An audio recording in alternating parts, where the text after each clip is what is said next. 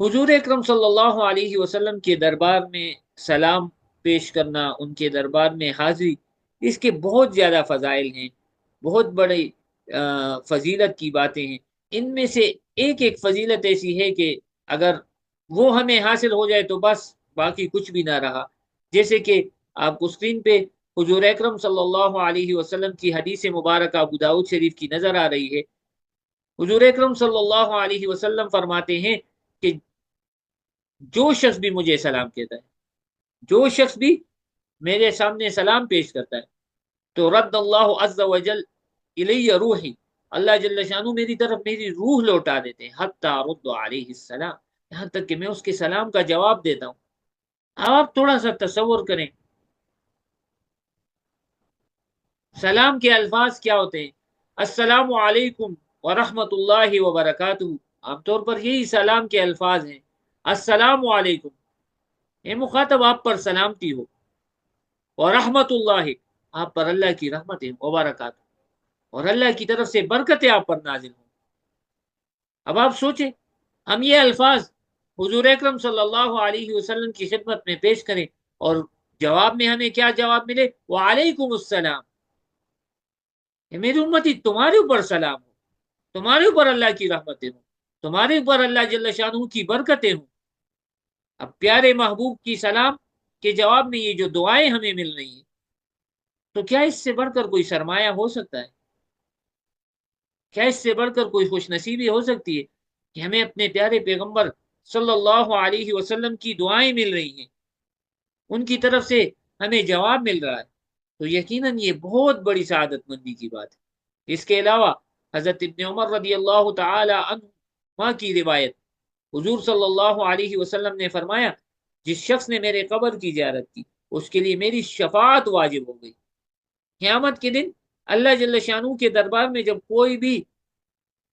सिफारिश करने के लिए तैयार नहीं होगा और ना कर सकेगा, उस दिन हुजूर अकरम सल्लल्लाहु अलैहि वसल्लम की सिफारिश का मिल जाना, मेरे ख्याल में इससे बढ़कर कोई सआदतमंदी मुमकिन तो नहीं और ना हो सकती है।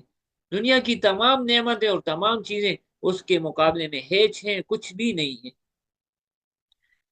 इसके अलावा हुजूर अकरम सल्लल्लाहु अलैहि वसल्लम की मुख्तलिफ रिवायात से इसी शफ़ाअत का मुस्तहिक होना कि जो मेरी ज़ियारत को आए, कोई और नियत ना हो तो मेरे ऊपर उसकी शफ़ाअत वाजिब। मन ज़ारनी बिल मदीना मुहतसिबन, जिस सवाब की नीयत से मेरी कब्र पर मेरी ज़ियारत के लिए आया, मैं क़यामत के दिन उसके लिए गवाही दूँगा और उसका सिफारिशी बनूँगा। तो आप खुद सोचें, ये सआदतमंदी हमें अल्लाह जल्ल शानहू इस बा इस हाज़िरी में नसीब फरमा रहे हैं। अच्छा, अब जब हम सलाम के लिए जाएँगे, तो पहले तो कोविड से पहले आसान बात थी, बाबुस्सलाम से एंट्री होती थी, बाबुल बकी से हम निकलते थे, सलाम पेश कर लेते थे। अब मसला ये है कि उन्होंने थोड़ा-सा एक ट्रैक बना दिया है, जैसे आपको स्क्रीन पे नज़र आ रहा है, 206 नंबर वॉशरूम के करीब से ये रास्ता स्टार्ट होता है यहाँ से लोग सलाम के लिए पेश होते हैं, तो 2 रास्ते हैं। जब रश हो तो थोड़ा-सा दूर से घुमाकर इस तरफ लाते हैं, और अगर रश कम हो तो नज़दीक से इस तरह घुमाकर उन्होंने पूरा एक ट्रैक बनाया होता है। इस तरह आते, आते, आते यहाँ पर गेट नंबर 1, जिसे बाबुस्सलाम कहते हैं, वहाँ पर एंट्री होती है।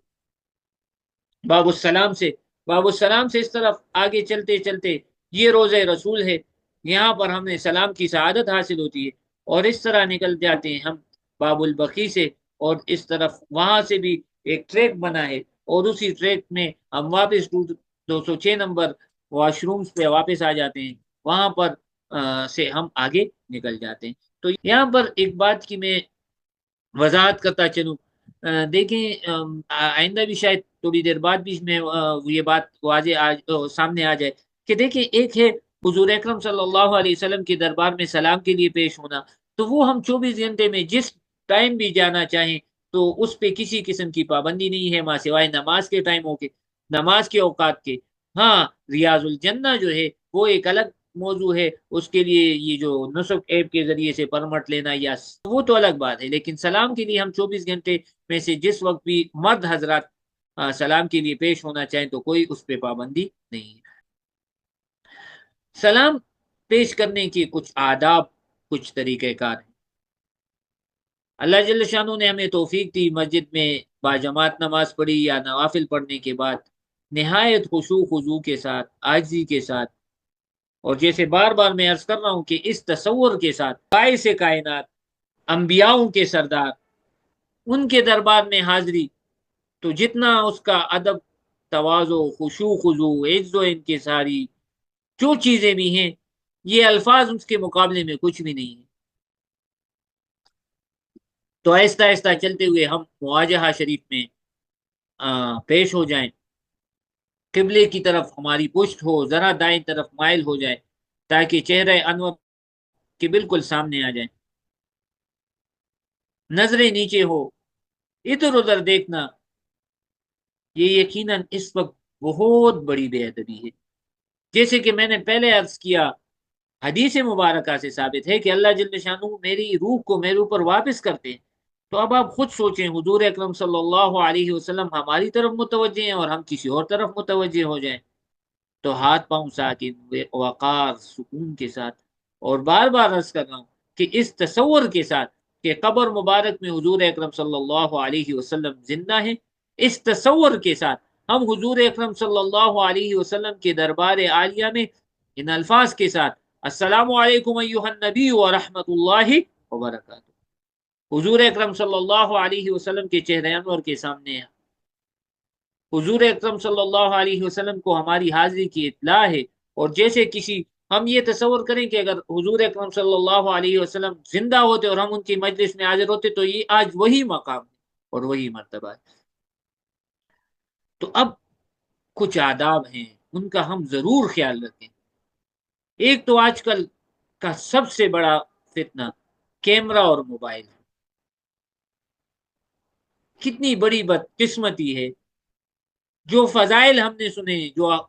جو باتیں ہم نے سنی، اس کے باوجود ہم موبائل پہ سیلفی بنا رہے ہیں، ہم ویڈیوز بنا رہے ہیں۔ اب آپ خود سوچیں، دنیاوی کسی بڑے کے سامنے اگر ہم یہ حرکت کریں تو ہماری کیا حالت؟ ٹھیک ہے جی، پھر جوتے لے کر حضور اکرم صلی اللہ علیہ وسلم کے دربار میں حاضر ہونا، یہ اور زیادہ بے ادبی، پھر کسی کو دکے دینا، یہ اور زیادہ نقصان اور اس کی بات ہے۔ تو ان چیزوں کا ہم لحاظ کرتے ہوئے حضور اکرم صلی اللہ علیہ وسلم کے روزے کی جالی کو ہاتھ لگانا، چھومنا، جھکنا، یہ ساری باتیں خود حضور اکرم صلی اللہ علیہ وسلم کی تعلیمات کے خلاف۔ اچھا، ایک اور اہم بات کہ روزے اقدس کی جو جالیاں ہیں، بعض لوگ اس میں سے جانکنے کی کوشش کرتے ہیں، اور وہ یہ ان کے ذہن میں یہ تصور ہوتا ہے کہ اگر ہم نے ان جالیوں کے اندر سے جانک لیا تو شاید حضور اکرم صلی اللہ علیہ وسلم کے روزے مبارک اور قبر مبارک کی زیارت ہو جائے گی۔ تو یہ ناممکن ہے، کیونکہ وہ چار دیواریوں میں اور ان چار دیواریوں کے اوپر سبز کپڑا اور اس کے پیچھے حضور اکرم صلی اللہ علیہ وسلم کا روزہ مبارک کہ کتنے سو سال سے کسی کو بھی دیکھنا نصیب نہیں ہوا، جیسے آپ کو اسکرین پہ نظر آ رہا ہے۔ دیکھیں، یہ حضرت عائشہ رضی اللہ تعالی عنہا کا وہ حجرہ مبارک تھا، حضور اکرم صلی اللہ علیہ وسلم کا گھر مبارک تھا، اسی کے کمرے میں حضور اکرم صلی اللہ علیہ وسلم دنیا سے پردہ فرمایا چلے گئے۔ یہیں پر حضور اکرم صلی اللہ علیہ وسلم کی تدفین ہوئی، پھر حضرت ابو بکر صدیق رضی اللہ تعالی عنہ کی، پھر حضرت عمر رضی اللہ تعالی عنہ کی۔ تو اس کے ارد گرد ایک مکمل دیوار بنا دی گئی حضرت عمر ابن عبدالعزیز رحمہ اللہ نے، کہ جس میں نہ کوئی کھڑکی، نہ کوئی دروازہ۔ پھر اس کے بعد 5 کونوں والی ایک اور دیوار یہ بنا دی گئی، اور اس کو بالکل جیسے وہ واقعہ کہ کچھ یہودیوں نے جس میں اطہر کو یہاں سے منتقل کرنے کی ایک سازش کی، اور بادشاہ وقت کو خواب نظر آیا، تو انہوں نے بالکل شیشے سے بھر کر نیچے تک یہ 5 کونوں والی دیوار بنا دی، پھر اس کے ارد گرد جالی، اور پھر اس جالی کے اوپر یہ جو آپ کو دائیں سائڈ پہ یہ کپڑا نظر آ رہا ہے۔ تو ان سب تمام چیزوں کی موجودگی میں اور چھت تک یہ دیواریں ہیں، تو حضور اکرم صلی اللہ علیہ وسلم کی قبر مبارک کی زیارت نہ کسی نے آج کتنے سو سال سے نہ کی ہے اور نہ ہم کر سکتے ہیں۔ تو کیوں فضول ایسی حرکتوں میں اپنا وقت ضائع کریں؟ جس مقصد کے لیے آئے ہیں، اپنی معروضات حضور اکرم صلی اللہ علیہ وسلم کے سامنے اپنی دعاؤں میں حضور صلی اللہ علیہ وسلم سے سفارش لینا، اور جن مقصد کے لیے آئیں اسی کی طرف ہم متوجہ ہو جائیں، ایسی حرکات اور سکنات سے بچیں۔ اس کے علاوہ دیکھیں، آپ کو اسکرین پر ایک آیت کریمہ نظر آ رہی ہے، یہ تصور کر کے ہم جائیں، جیسے آپ کو نظر آ رہا ہے یا ایھا الذین آمنو، اے ایمان والا، اے ایمان والو، یہ خطاب اصل میں صحابہ کرام سے ہے، جن سے بڑھ کر حضور اکرم صلی اللہ علیہ وسلم کے محبین اور محبت کرنے والے کوئی ہے ہی نہیں اور نہ ہو سکتا۔ ان کو خطاب ہو رہا ہے، لا ترفعوا اصواتکم فوق صوت النبی،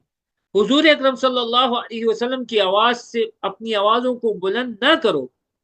اور نہ ہی ان کو ایسے پکارو جیسے کہ تم آپس میں ایک دوسرے کو مخاطب کرتے ہو۔ اچھا، تو انتہائی متوجہ ہونے والی بات ہے،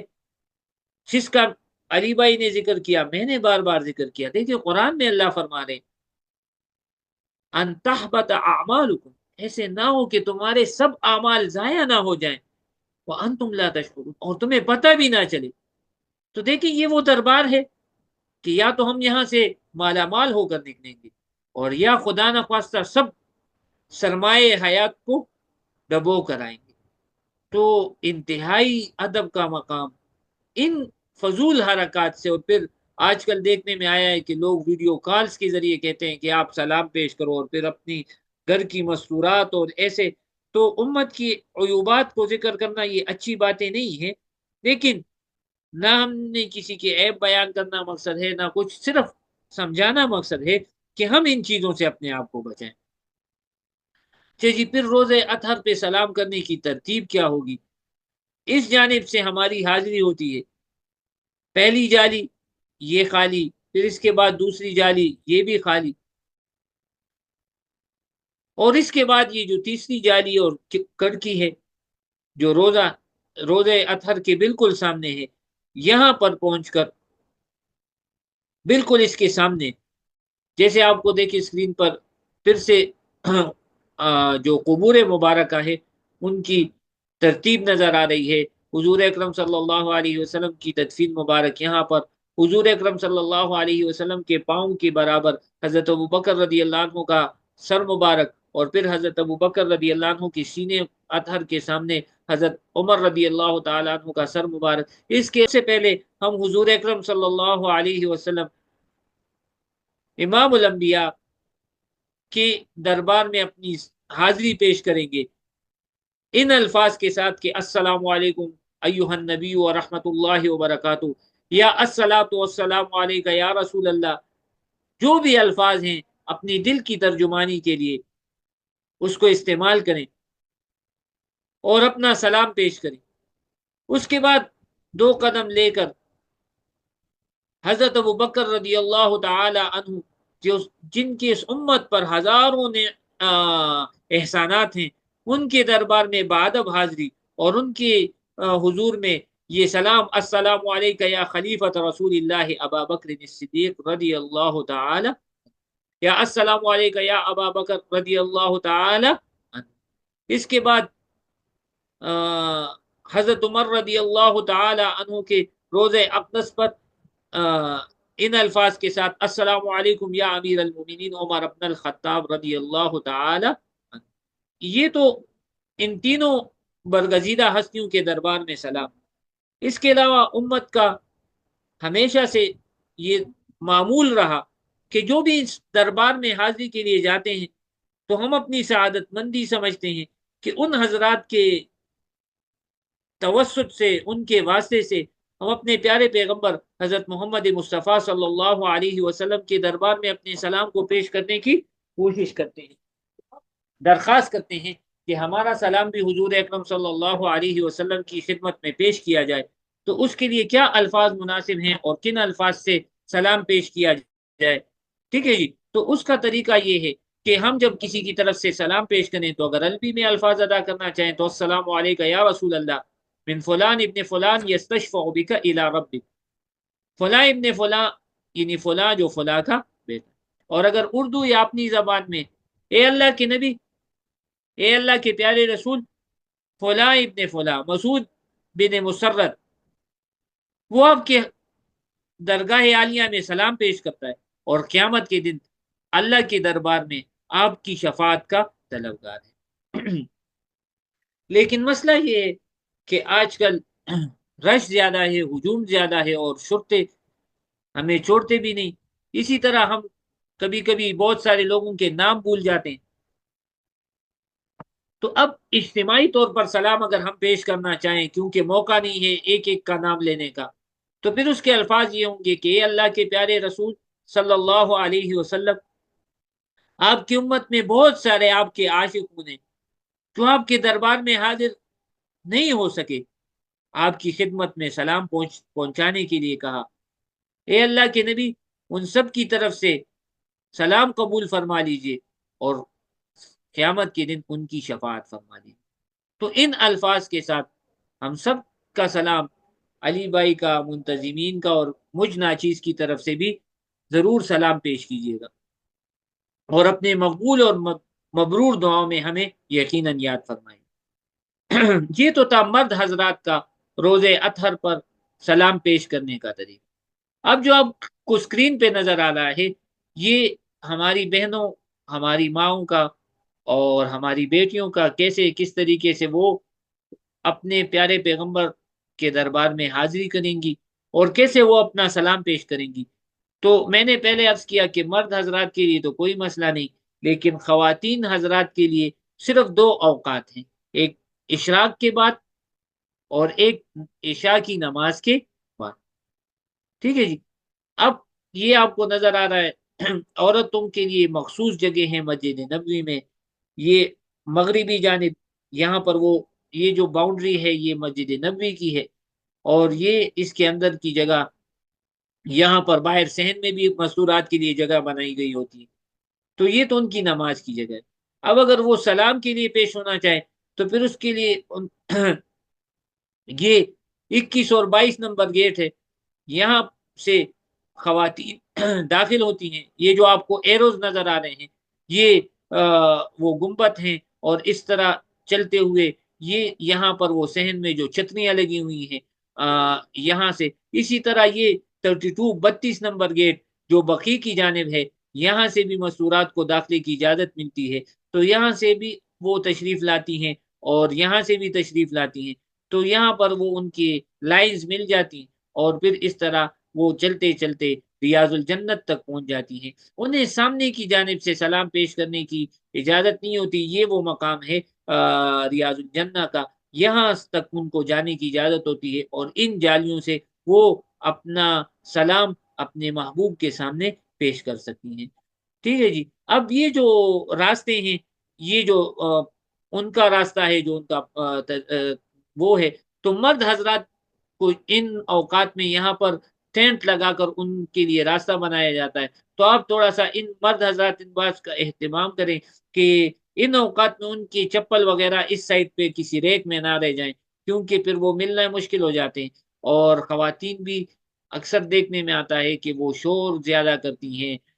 آپس میں ان کا وہ چپکلش چلتی رہتی ہے، اور بہت سارے ایسے واقعات ہیں جو ہماری بدنامی کا باعث بنتے ہیں. تو ہم ان چیزوں سے بچنے کی کوشش کریں، اور بڑے اہتمام سے، بڑے محبت سے، پیار سے اور باادب، جیسے آپ نے پہلے پڑھا کہ خدا نخواستہ ہمارے شور کی وجہ سے، ہماری بے ادبی کی وجہ سے خدا نخواستہ ہمارے اعمال ضائع نہ ہو جائے.